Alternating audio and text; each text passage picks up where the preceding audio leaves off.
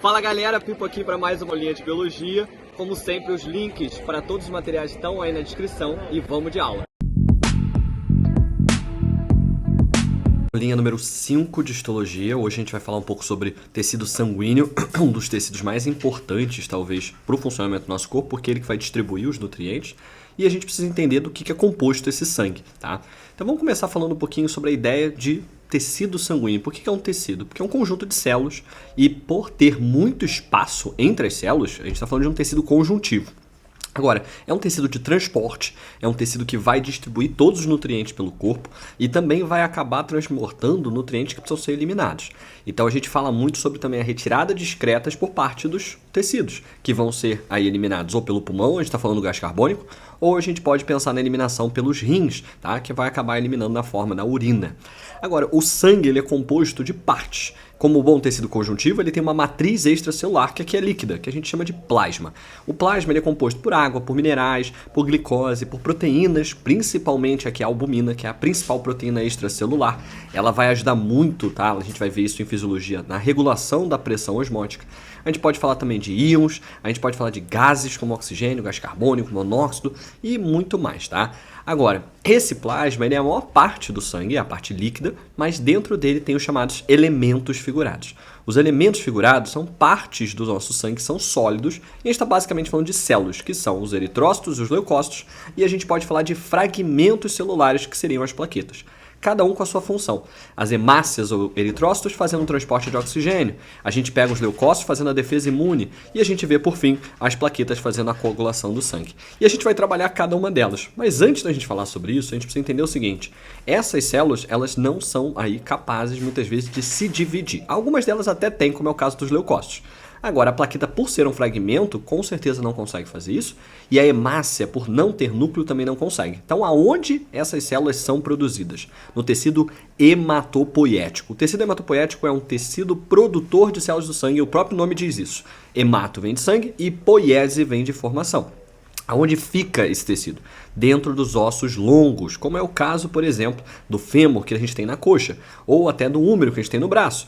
Esses ossos lá dentro, na medula deles, a gente vai ter o tecido hematopoético. A gente vai chamar essas regiões de medula óssea vermelha. Não confundir com a amarela, que vai produzir células do tecido conjuntivo.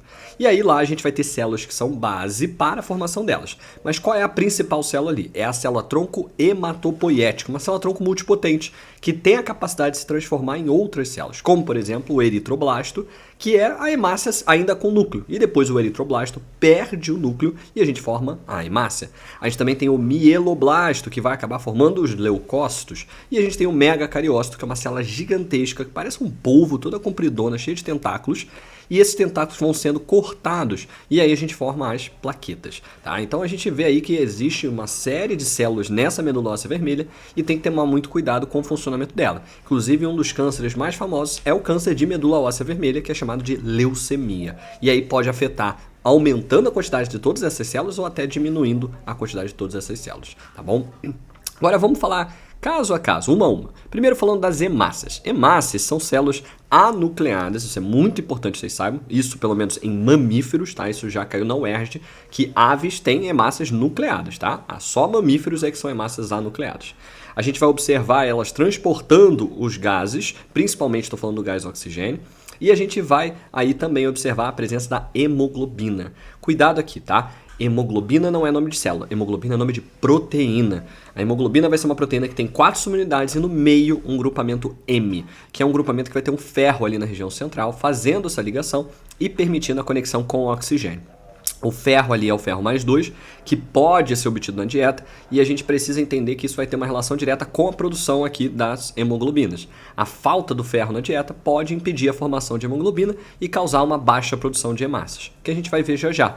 Agora, deixar claro que aí a forma do ferro também importa. Então, o ferro, por exemplo, da carne vermelha, o ferro do fígado, ele vai ser rapidamente absorvido e utilizado. O ferro de vegetais, ele precisa ser transformado, e é por isso que, em geral, é muito bom que você tome vitamina C junto do ferro, tá, presente nos vegetais, como feijão, couve, brócolis, tá? E vários outros tipos de vegetais riquíssimos aí em ferro, perdão, e principalmente a gente também pode estar a soja, que é um bom tipo aí de vegetal, conteúdo cheio de ferro que a gente pode usar no caso dos veganos. Agora, deixar claro como é que funciona aí as hemácias. Então, elas eram células nucleadas, eritroblasto, e formam as hemácias.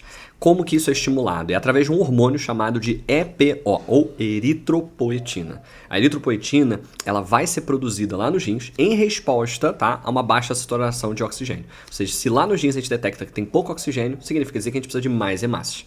Isso acaba aí gerando um tipo de hormônio que poderia ser usado no esporte. E muitas pessoas já fizeram uso no passado. E aí acaba configurando o que a gente chama de doping, né? Porque a pessoa tomando a EPO exógena, né, de fora do corpo, ela acaba produzindo mais hemácia do que tem. E num esporte de longa duração, por exemplo, uma maratona, isso faz muita diferença, tá?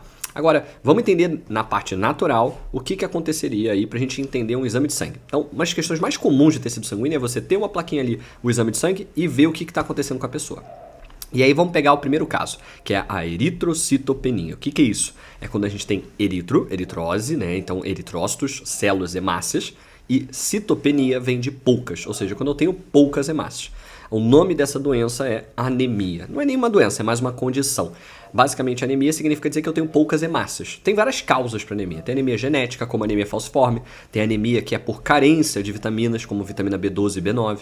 Tem anemias que é por carência de sais minerais, como a ferropriva, falta de ferro. Tá? Então, tem várias causas para anemia. Mas a anemia em si é a falta de hemácias. E o que isso vai acabar deixando a pessoa? Deixando ela bem cansada, deixando ela bem mal-estar, porque ela não tem oxigênio chegando aos tecidos. E aí, com isso, ela acaba ficando aí indisposta, tá bom? Agora, deixar bem claro, existem vários tipos de causas possíveis e a gente vai mudando de nome, tá? À medida que a gente vai vendo. Então, carência de vitamina B, geralmente perniciosa, a falta de ferro, ferropriva, no caso da genética, falciforme, por causa do formato de foice das hemácias. A gente tem as aplásticas, que são quando tem problemas na medula óssea. Então, tem realmente uma série delas, tá? E quando a gente fala de excesso de hemácias, aí em geral a gente está associando a um ambiente de altitude, ou seja, quando a gente viaja para um local alto, né? Então latitudes aqui e longitudes não é o que importa, e sim a altura, por exemplo, uma cidade que fica no topo de uma montanha, como é o caso de Cusco ali no Peru, a gente vai acabar tendo um ar mais rarefeito. O ar rarefeito é porque a gente tem menos pressão atmosférica, e aí com isso os gases ficam mais espalhados. E aí para isso, o que o corpo responde fazendo? Produzindo mais hemácias, porque ele não tem acesso ao oxigênio. E aí, com isso, a gente vai ver no exame de sangue o caso de uma eritrocitose. Eritro, de novo, vindo de hemácias, e citose vindo de excesso de células, tá bom? Então, essa é a resposta aí, caso a gente veja variações nas hemácias. Agora, importante que a gente diga ainda para fechar esse contexto das hemácias, que o ferro lá da hemoglobina ele pode ser reaproveitado. É por isso que a gente não precisa consumir tanto ferro assim. Agora, quem é que vai reaproveitar isso? Baço e fígado, que são responsáveis por destruir as hemácias velhas e reaproveitarem ali. Acaba que nesse processo elas vão produzir o ferro a partir da destruição e também a bilirrubina. A bilirrubina, ela é um subproduto ali no fígado e ela normalmente é eliminada na bile, tá? Então ela vai embora nas fezes. Agora, quando o fígado não está funcionando correto, ele não consegue fazer isso e é por isso que a pessoa com problemas no fígado fica amarelada. E um outro ponto muito importante da gente deixar claro é que as hemácias aqui fazendo falta, elas vão fazer muita falta para o corpo como um todo, tá? E isso é bem problemático. Por isso que essa é aquela que mais é cobrada dentro dessas questões aí de exame de sangue e que a gente precisa ficar sempre muito em alerta, tá bom? Bom, vamos dar sequência e falar um pouquinho sobre as plaquetas. E aí, plaquetas, deixar claro, ela tem um outro nome que é chamado trombócito, que seria célula formadora de trombo. Não é bem uma célula, né? Mas sim um fragmento celular, mas tudo bem. Você pode chamar dessa forma. Agora, o que é o trombo? O trombo é o coágulo. Então, é basicamente formar um tampão que vai estancar o sangramento, caso você tenha um corte em algum vaso sanguíneo. Então, o papel da plaqueta não é ficar funcional o tempo todo. Ela só vai, de fato, atuar quando houver algum tipo de sangramento, algum tipo de corte. E para que a gente possa ter aí a nossa saúde, a nossa homeostasia, que seria basicamente a gente ter um controle equilibrado do nosso corpo, a gente vai precisar das plaquetas. Por quê? Se houver um vazamento muito grande, a gente tem um choque hipovolêmico. Significa dizer que basicamente a gente morre porque não tem sangue suficiente circulando no nosso corpo. E aí, para isso, a gente precisa das plaquetas atuando, tá? Fazendo com que a gente tenha aí a formação desse coágulo, desse trombo que entope aquele vazamento. Para que isso se forme, a gente vai ver, tem toda uma cascata de coagulação, porque não basta só a plaqueta. E veja aqui uma imagem do coágulo, não é só a plaqueta que são essas partes branquinhas aqui não. Tem leucócitos, tem hemácias. Então ela vai meio que se grudando em tudo e ainda existe uma completa rede de proteínas chamada de fibrina, que meio que cria como se fosse uma teia de aranha em volta, mantendo esse coágulo estável. Mas antes, eu quero falar ainda sobre exame de sangue. Então, quando a gente tem poucas plaquetas, o que isso significa dizer? Significa dizer que eu vou ter uma trombocitopenia. E qual é o risco disso? Eu corro o risco de problemas hemorrágicos. Em geral, é genético, tá? A gente pode ver a causa da hemofilia. E a gente pode ver também, em alguns casos, aí derivados de mudanças, tá? No ambiente. Agora, em geral, ela é resposta a alguma doença. O caso mais clássico é dengue, tá? Mas isso também vale para zika e também vale para chikungunya. Nesses casos, o vírus interfere na ação plaquetária e com isso o número de plaquetas é muito reduzido. E aí a pessoa não consegue coagular o sangue e por isso as manchinhas vermelhas na pele, porque a pessoa vai tendo pequenos sangramentos. Não é que não tem plaqueta, a pessoa vai sangrar do nada, mas toda vez que ela sangrar, que tiver um corte, ela não vai conseguir coagular o sangue. Agora, e se ela tiver o excesso de plaquetas? Aí, novamente, depende muito do que está acontecendo no corpo. Mas toda vez que tiver um corte, esse excesso de plaquetas vai levar à formação mais rápida do trombo e muitas vezes a não dissolução do trombo.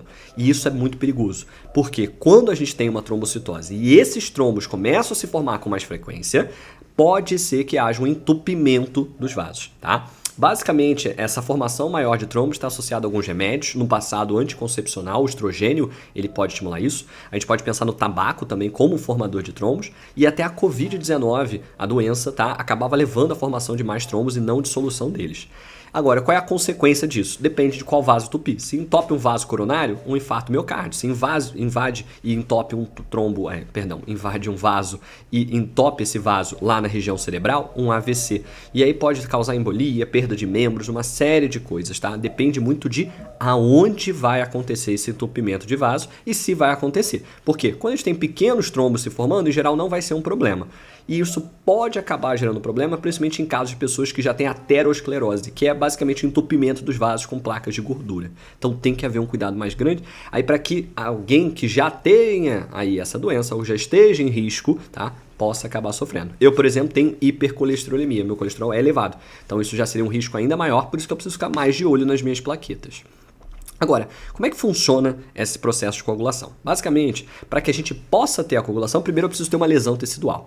A lesão tecidual é percebida porque substâncias de fora do vaso acabam aparecendo no vaso e substâncias de dentro do vaso vão para fora do vaso. Nesse caso, a resposta imediata é vasoconstrição, diminuir o tamanho do vaso para evitar qualquer tipo de sangramento. Além disso, a gente tem uma mudança na forma das plaquetas. Elas ficam adesivas. Basicamente, elas começam a ficar mais grudentas, tá? E elas começam a aderir a qualquer tipo de fibra ou outra célula que a gente veja por ali. Depois, a gente vai começar a ter a formação desse primeiro coágulo primário, que vejam que é basicamente células, ainda não tem proteínas envolvendo.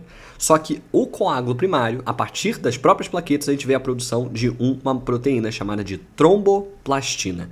Ela é o gatilho para a gente ter a cascata de coagulação, que é todo um processo de uma série de etapas para formar a fibrina, que vai ser uma rede, tá, proteica que envolve o coágulo e permite que a gente possa fazer um coágulo mais firme, o coágulo que a gente chama de secundário.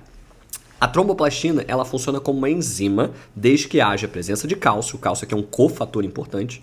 E ele vai transformar a protrombina em trombina. Protrombina é produzida lá no fígado. A trombina depois age também como uma enzima, permitindo a transformação de fibrinogênio em fibrina. E a fibrina, por sua vez, essa vai acabar fazendo aí esse envoltório no coágulo e tornando ele mais firme, tornando ele mais resistente. Agora, deixar claro que além do cálcio aqui, um outro cofator importante que precisa estar aqui presente é a vitamina K. Então, tanto para produzir a protrombina quanto o fibrinogênio, eu preciso da vitamina K no meu corpo. E é por isso que a carência de vitamina K pode levar a problemas hemorrágicos também, tá bom? Agora, com isso, com a fibrina formada, ela vai entrelaçando, vai se enrolando em volta desse coágulo e fica aí mais firme. Toda vez que, depois que o vaso já foi reparado, já foi consertado, a gente vai ver a dissolução primeiro da fibrina, que é dissolvida, e depois esse coágulo vai acabar se soltando porque a própria plaqueta deixa de ficar adesiva e a gente vai vendo aí a soltura desse coágulo. Isso pelo menos se rolar tudo normal, que é o esperado quando a gente tem um corte, tá bom?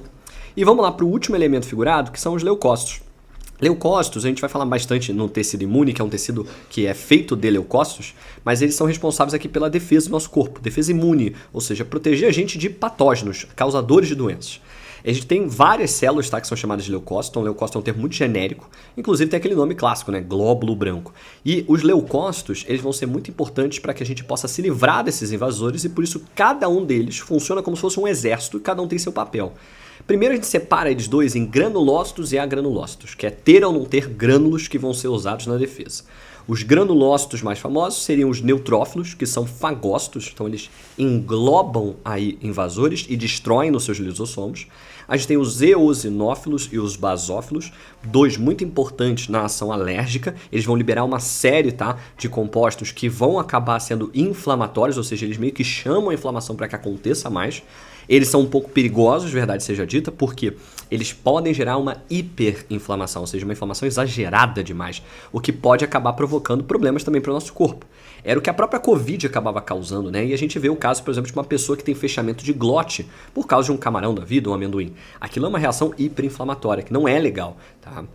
Agora, os agranulócitos, esses são mais famosos. A gente tem os linfócitos e também temos os macrófagos. Linfócitos, a gente vai ver que tem vários tipos. O linfócito B produz anticorpo, o linfócito T, ele tem dois subtipos ainda, o CD4 que reconhece e recebe a informação dos antígenos, o CD8 que mata qualquer tipo de invasor especificamente, mas o grande destaque aqui está para o macrófago, que também é um fagócito, ou seja, ele também engloba substâncias e patógenos e bota para dentro e destrói. Mas ele é diferente, ele é um apresentador de antígeno. E aí com isso ele consegue, tá? Diferente do neutrófilo que não faz isso, apresentar qual é o antígeno para o linfócito para que haja uma defesa mais específica, tá? Então ele vai ser um dos mais importantes junto dos linfócitos aqui. Agora vamos lá de novo para o exame de sangue para a gente entender e finalizar isso. Caso eu tenha uma leucocitopenia, significa dizer que eu tenho poucos leucócitos, isso é um sinal, tá, possível de AIDS, ou pode ser o caso de uma leucemia. E em alguns casos isso pode acontecer para uma pessoa que está aí tranquila, mas que está fazendo uso de algum tipo de anti-inflamatório ou muitas vezes imunossupressores, corticoide aqui que eu estou falando. O corticoide ele é muito usado em pessoas que, por exemplo, passaram por um transplante, pessoas com doença autoimune, e até alguns pacientes de câncer, porque são respostas inflamatórias normais. O próprio câncer pode acabar levando uma inflamação e a doença autoimune nada mais é do que o seu corpo destruindo as suas células. Então a gente usa esses remédios para combater o nosso próprio sistema imune. Mas isso nos deixa fragilizado e imunodeprimido, tá? Ou imunossuprimido, a ponto que eu não consigo me defender de outros indivíduos. Tá? Então qualquer resultado de uma leucocitopenia tem que ligar o alerta, porque pode representar um risco maior, porque agora eu posso pegar alguma outra doença que eu não sei dizer ainda qual é, mas que pode ser letal, já que eu não tenho um sistema de defesa ativo. E a leucocitose? Essa é mais fácil, né? A leucocitose é um sinal de uma infecção em andamento, ou seja, significa dizer que eu estou com alguma alergia ou que eu estou com algum tipo de patógeno dentro do meu corpo. Mas ela não é de todo um sinal ruim, porque se ela está elevada, significa dizer que o meu sistema de imune está ativo, está conseguindo combater. E aí é esperar para ver se a gente vai conseguir vencer essa infecção ou não, tá bom? Então, só recapitulando.